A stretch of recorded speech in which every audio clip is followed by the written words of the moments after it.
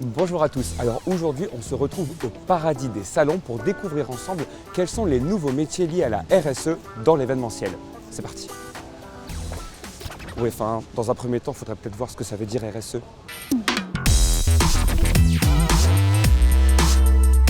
Est-ce que vous savez ce que c'est, vous, la RSE? Non, pas vraiment. Pas trop. Non, pas vraiment. Non, mais il y a une réunion là-bas qui va en parler.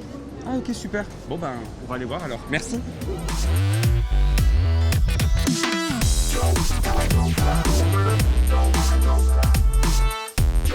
Bonjour, excusez-moi, je suis à la recherche d'un expert RSE. Ouais, on vous le laisse. Exactement, ça veut dire quoi RSE? C'est responsabilité sociétale des entreprises.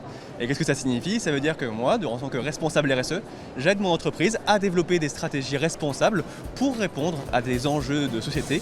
Donc ça englobe bien sûr la réponse au changement climatique, mais aussi des enjeux sociaux comme l'inclusion. Et globalement, est-ce que vous pourriez nous donner une petite liste justement des différents enjeux, sujets sur lesquels vous intervenez? Moi, je fais de la RSE dans l'événementiel. Donc on va dire que c'est un secteur qui est assez étonnant dans le sujet de la RSE, parce que l'événement peut servir à ça aussi. Il peut servir à, pendant un instant T, à un lieu, générer des impacts positifs et aider la société à un petit peu changer son comportement sur ces sujets-là. Ok, super, merci. Grâce à vous, on a une belle définition de ce que ça veut dire RSE. Et là, maintenant, on va tout de suite aller rejoindre Pierre Darasson, qui est justement expert RSE. C'est son métier et il va répondre à quelques questions. C'est parti. Bonjour Pierre. Ouais. Tu vas bien? Bien toi. Super. Donc toi, ton job, c'est d'être responsable RSE. C'est ça. Alors concrètement, comment ça se passe pour toi au quotidien? C'est quoi un peu tes journées? En fait, mes journées sont assez variées. Alors, c'est vrai que dans l'événementiel, il y a tellement d'enjeux différents. Bien sûr, dans le développement durable, dans la RSE de manière générale, il y a l'aspect environnemental, l'aspect social, l'aspect sociétal. Donc c'est autant d'enjeux, autant de journées qui sont consacrées à des enjeux très différents.